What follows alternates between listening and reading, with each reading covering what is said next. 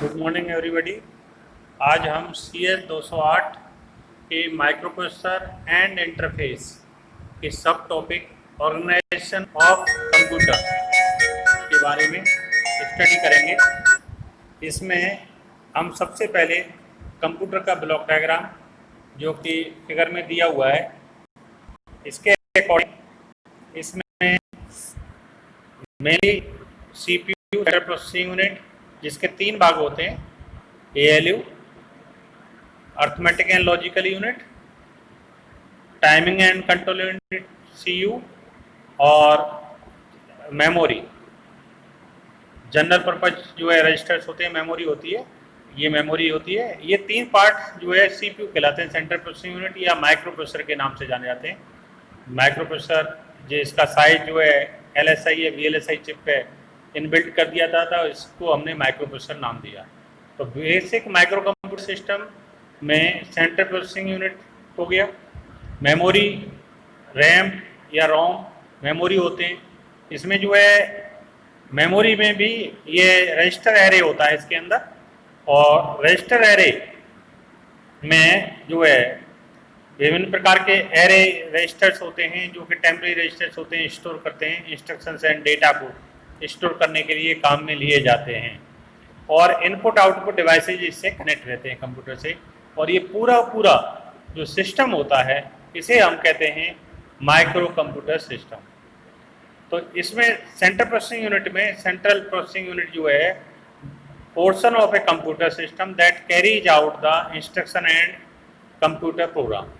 तो इसमें जो है कंप्यूटर के प्रोग्राम, इंस्ट्रक्शंस वगैरह फीड किए जाते हैं, उनको एक्सेस करते हैं, उनको एनालिसिस करने के बाद उसके अकॉर्डिंग जो है उसमें कैलकुलेशंस की जाती हैं, जो कि ALU का पार्ट होते हैं। अर्थमेटिक एंड लॉजिकल यूनिट का भाग होता है।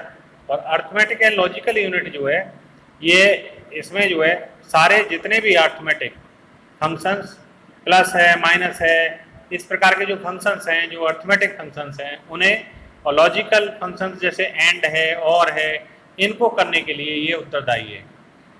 Primary element carries out the computers function unit, और रीड और एग्जीक्यूशन, जो प्रोग्राम इंस्ट्रक्शंस होती हैं उनका रीड करना और उनको एग्जीक्यूशन कराना, ये जो है CPU का मुख्य फंक्शन होता है। और डेटा इन द इंस्ट्रक्शन ये बताता है कि प्रोसेसर क्या करेगा, व्हाट टू डू, प्रोसेसर करेगा क्या। तो ये चीज़ें इसकी होती हैं। इसमें जो मेमोरी होती है वो फिजिकल डिवाइस, तो डेटा और प्रोग्राम जो होते हैं उनको स्टोर करने के लिए सीक्वेंस ऑफ इंस्ट्रक्शंस है, उन सबको स्टोर करने के लिए मेमोरी काम में ली जाती है। प्रोग्राम्स होते हैं, फिजिकल डेटा कहलाता है इसे। और ये जो है टेम्परेरी और या परमानेंट बेसिस पर इसमें उपयोग किए जाते हैं।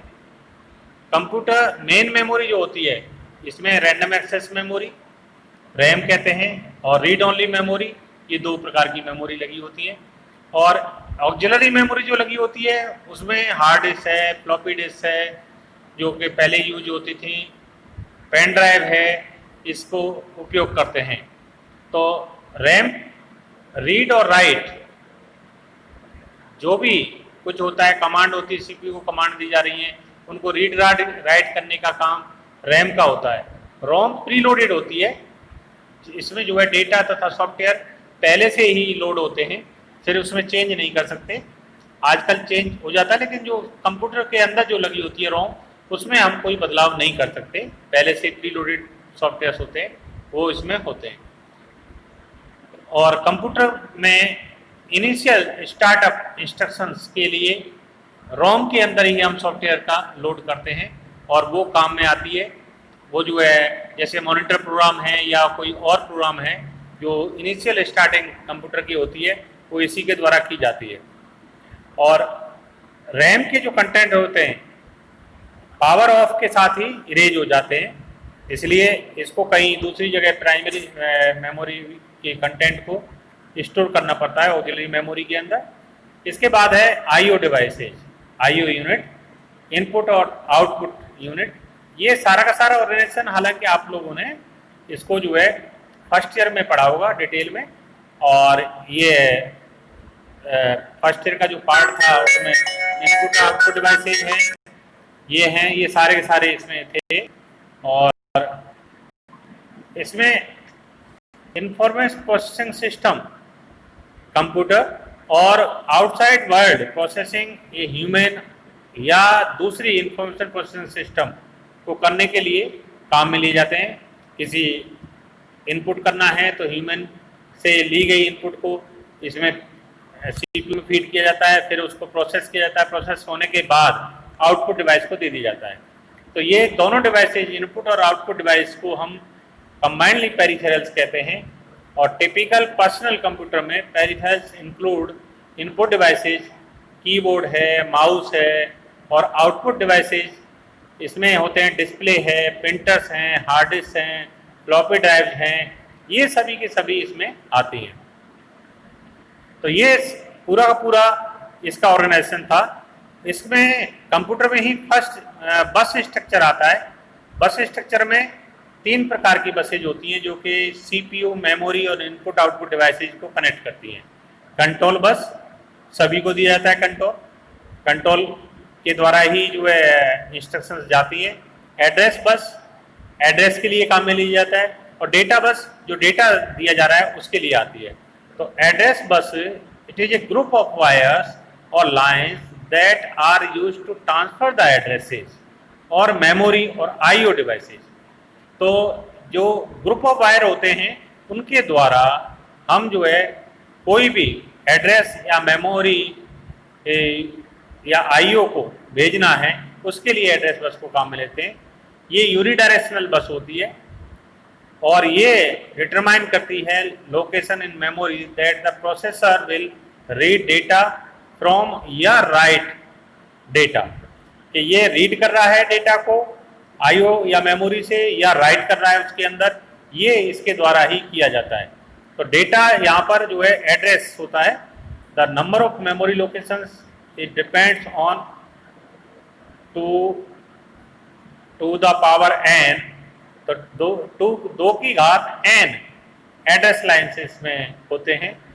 जैसे CPU with 16 address lines can address 216 है, तो 2 की घात 16, इट मीन्स इसकी जो है एड्रेस कैपेबिलिटी जो रहेगी 216 या फिर 65 536 मेमोरी लोकेशंस को ये कर सकता है।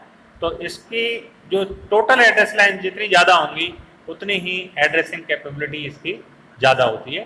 डेटा बस जो होती है जैसा कि इसका नाम है कि use to transfer data within microprocessor and memory input और आउटपुट डिवाइसेज। माइक्रोप्रोसेसर के अंदर हो सकता है या फिर मेमोरी या इनपुट आउटपुट डिवाइस को कोई डेटा माइक्रोप्रोसेसर से भेजना है या माइक्रोप्रोसेसर को लेना है इससे, तो इसके लिए हम डेटा बस को यूज करते हैं। ये बाई डायरेक्शनल बस होती है, रिक्वायर्स टू सेंड और रिसीव डेटा। कंट्रोल बस, ये बस जो है manage the information flow between component indicating whether the operation is A read और right, ensuring that the operation happens at the right time।